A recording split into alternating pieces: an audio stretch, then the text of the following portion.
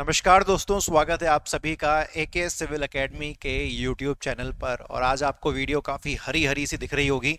जी हाँ, क्योंकि आज हम एनवायरनमेंट 2024 इन न्यूज़, ये आज का हमारा टॉपिक है।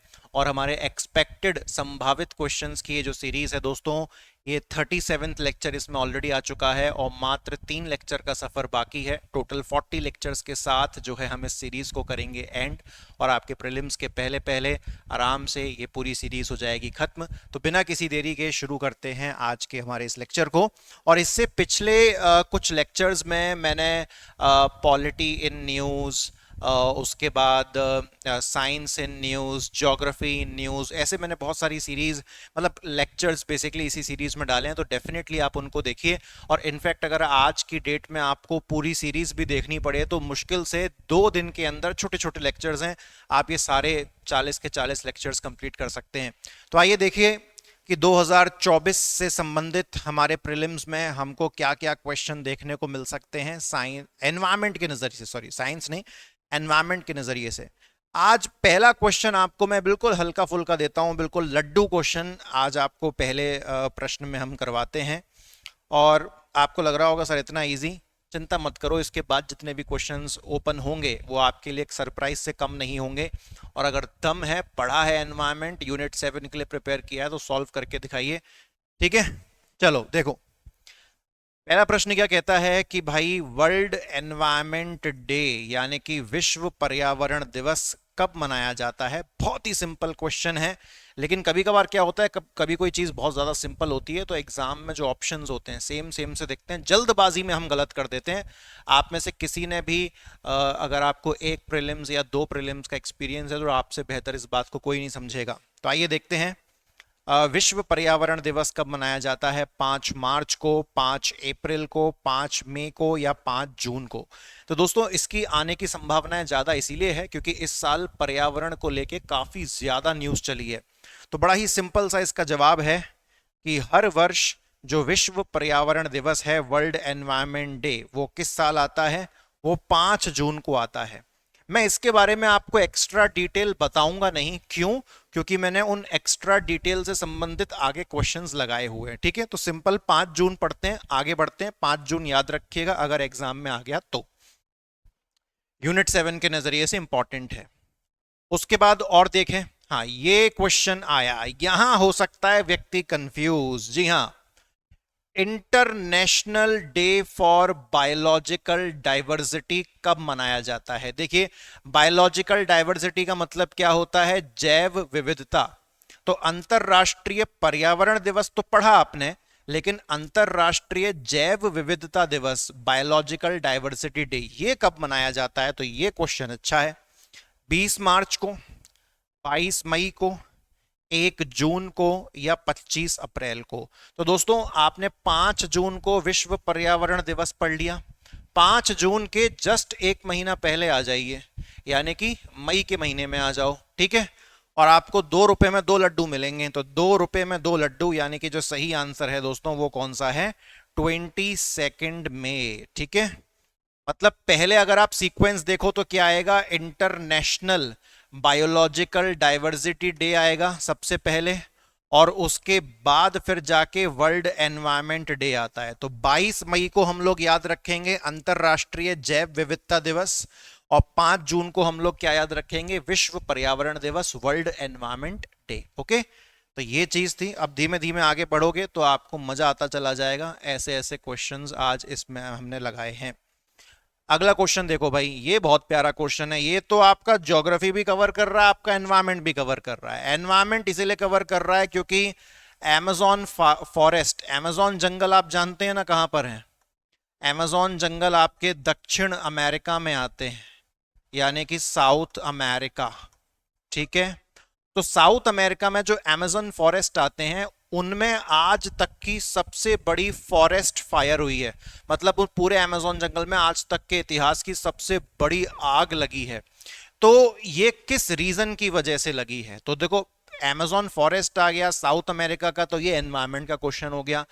अब जो कारण ढूंढोगे आप, इतनी बड़ी आग कैसे लगी, आज तक इतिहास में कभी नहीं लगी, तो कारण ढूंढोगे तो ऑप्शन सारे ज्योग्राफी से मैच होते हैं। ठीक है, और ये ऑप्शंस में आपको जितने भी शब्द नजर आ रहे हैं, अगर आप ये सारे कॉन्सेप्ट को 1 घंटे के अंदर ऐसा समझना चाहते हो कि जैसा आज तक कभी नहीं समझा, चाहे प्रीलिम्स हो, मेंस हो, with diagram, with explanation, with reason और with reference to India also, तो आप हमारे चैनल पे जाइए। मैंने आज से कुछ दिनों पहले एल नीनो, ला नीना और दक्षिणी दोलन यानी कि सदर्न ऑस्किलेशन 1 घंटे के एक वीडियो में, एक लेक्चर में पढ़ाया था। उसको आप देख लो, आपको बिल्कुल ऐसी परम संतुष्टि मिलेगी कि आपको मजा आ जाएगा। ठीक है, चलो तो अब आपको यहाँ पे बताना है कि अमेज़न जंगल में जो आज तक की इतनी सबसे बड़ी आग लगी है, ये किस कारणवश लगी है? एल नीनो, ला नीना, सदर्न ऑस्किलेशन या इनमें से कोई नहीं? तो दोस्तों अभी जो कारण है वो क्या है? El Nino. तापमान बहुत ज्यादा हो गया है, जिसकी वजह से साउथ अमेरिका के अमेज़न फॉरेस्ट में बहुत ही भीषण आग लगी है। अब आप ये मत समझिएगा कि मैं ये 10 मिनट की वीडियो में आपको ये सब कुछ समझा दूं। ये समझना है तो ये आपके प्रीलिम्स का पोर्शन है भैया, जाके पूरा लेक्चर देखो, पूरा समझो, और ये इस तरीके से प्रीलिम्स में आ सकता है। हम प्रिपेयर नहीं करेंगे लेकिन इस तरीके से भी प्रीलिम्स में आ जाएगा। और यहाँ पर अगर आप देखो तो एल नीनो, ला नीना कोई कॉन्सेप्ट काम नहीं कर रहा, लेकिन फिर भी समझ में आ रहा है कि हीट बड़ी होगी, तो इस वजह से अमेज़न फॉरेस्ट में, और जिन लोगों ने लेक्चर पढ़ा है वो बाकायदा समझ पाएंगे इसका कारण कि यहाँ पर एल नीनो ही सही आंसर क्यों है। ठीक है, चलिए उसके बाद आगे बढ़े। कोई भी चीज भैया देखो, जितने भी टॉपिक नए जुड़े हैं ना, उनको छोड़ के मत जाओ। मैंने ऑलमोस्ट 95% सारे नए टॉपिक्स कवर किए हुए हैं, तो उनकी लेक्चर्स वीडियो जाके देखो। चैनल पे जाओ, प्लेलिस्ट पे जाओ, न्यू टॉपिक्स 2024 की प्लेलिस्ट दिखेगी, सारे लेक्चर देख डालो। ओके, चलो अब ये आया 1 नंबर क्वेश्चन है ये।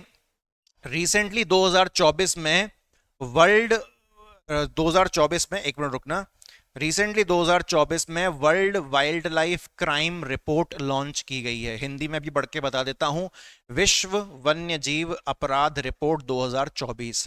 ये रिपोर्ट पता है, ये ऐसे इंसानों के साथ अपराध होते हैं उसकी रिपोर्ट आती है, ऐसे ही वाइल्ड लाइफ के साथ, वन्य जीवों के साथ जो अपराध हो रहा है, इलीगल तरीके से उनकी तस्करी वगैरह हो रही है, तो ये उसकी रिपोर्ट है।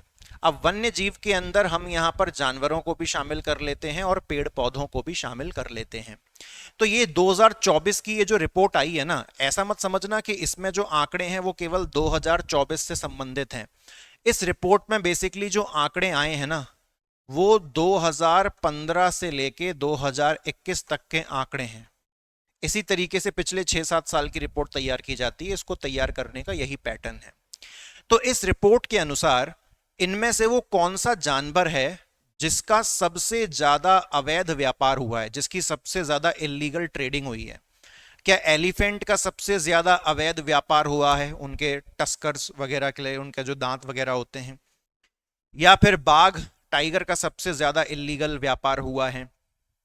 पेंगोलिन, जिसको हम वज्रशक या सिंपल आप पेंगोलिन बोल दो, मतलब बहुत टाइट चमड़ा जैसा होता है इसकी स्किन पे, और ये बिल्कुल ऐसा गोल लड्डू जैसा घूम जाता है, मतलब बुलेट प्रूफ चमड़ा होता है इसकी पूरी शरीर पर।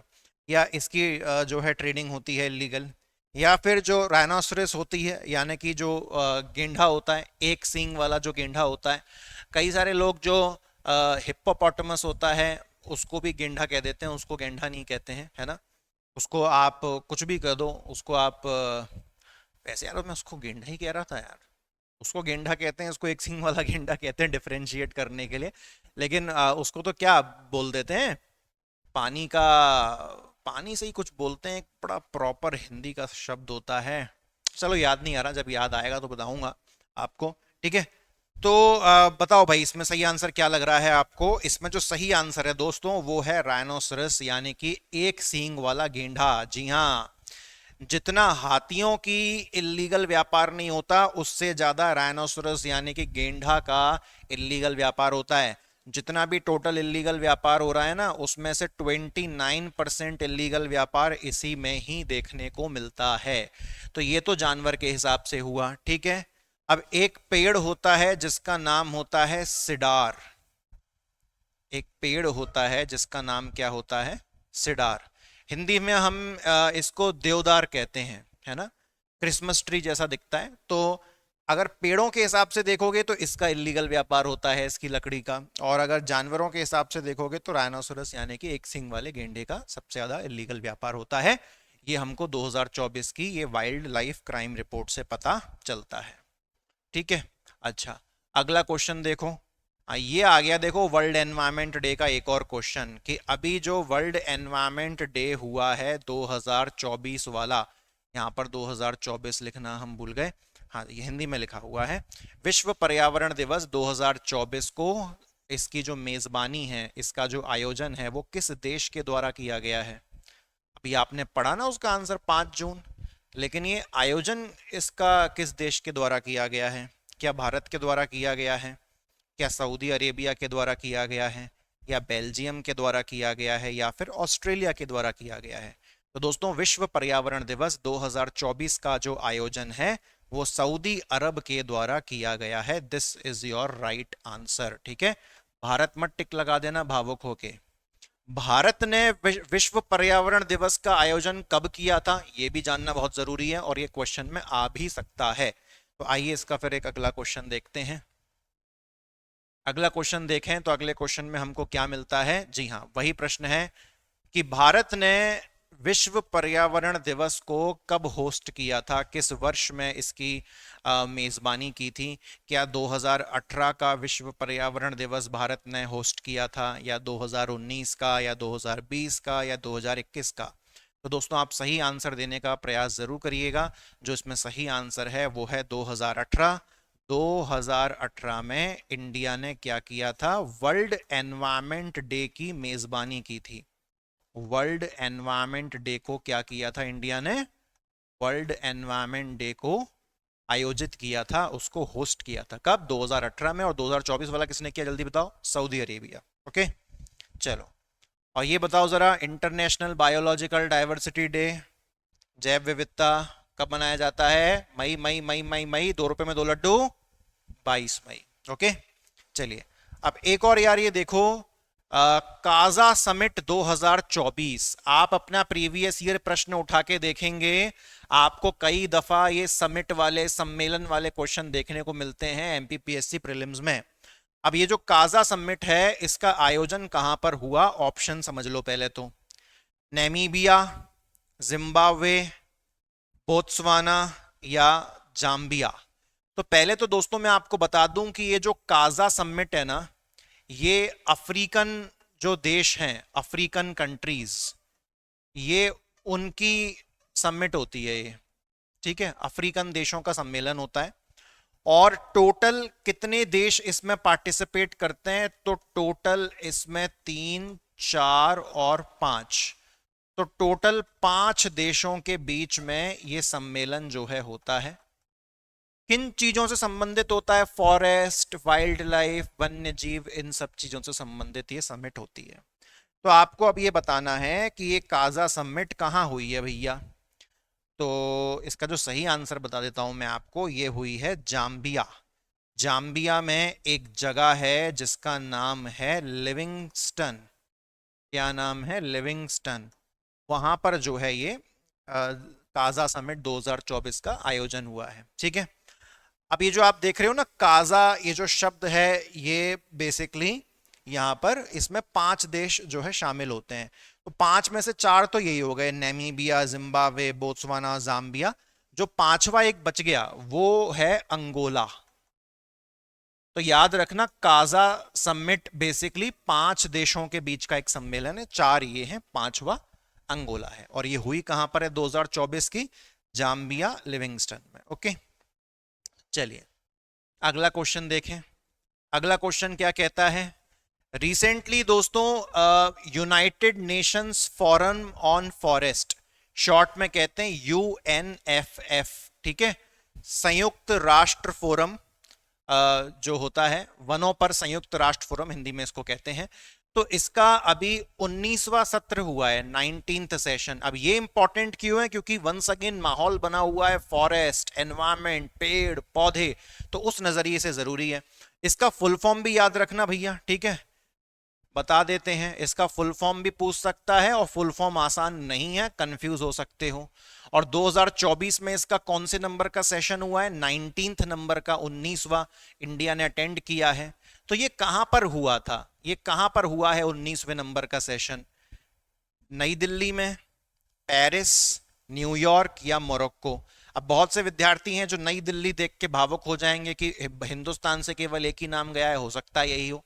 लेकिन दोस्तों जो इसका सही आंसर, और दूसरे ना जाने मुझे ऐसा क्यों लग रहा है, पेरिस के साथ बड़े भावुक होंगे। तो दोस्तों इस समय इंडिया पाकिस्तान का मैच जहां पर हुआ था अभी फिलहाल, वही आंसर है। तो यानी कि न्यूयॉर्क, ठीक है, New York is the right answer. World cup वाला पोर्शन भी याद रखना भैया, कि इस बार का जो T20 वर्ल्ड कप है वो कहां हो रहा है? वो हो रहा है आपका वेस्ट इंडीज और यूनाइटेड स्टेट्स ऑफ अमेरिका, दोनों ने इसका आयोजन किया है, ठीक है। तो न्यूयॉर्क में जो है UNFF का 19वां सत्र हुआ है। अब ये बेसिकली सत्र किस चीज से संबंधित था? तो पूरे विश्व भर में जितने भी जंगल हैं, जितने भी वन हैं, जितने भी फॉरेस्ट हैं, उनसे संबंधित, उन पर चर्चा करने के लिए जो है ये सम्मेलन हुआ था। ओके, चलो अगला क्वेश्चन देखें भैया। अगला क्वेश्चन क्या कहता है? अगला क्वेश्चन कहता है कि एक शब्द है माइक्रोप्लास्टिक। ऐसे शब्द भी बहुत उठा उठा के पूछता है। जैसे कि शायद मुझे याद है एक क्वेश्चन आया था, ग्रीन मफलर करके क्वेश्चन आया था, पोल्यूशन से संबंधित था। तो ऐसे उठा उठा के क्वेश्चन पूछते थे, डायरेक्ट कीवर्ड पूछते थे, इसका मतलब क्या है, इसका मतलब क्या है। तो माइक्रोप्लास्टिक एक शब्द है, एक तरह की प्लास्टिक ही है, काफी पतली रहती है।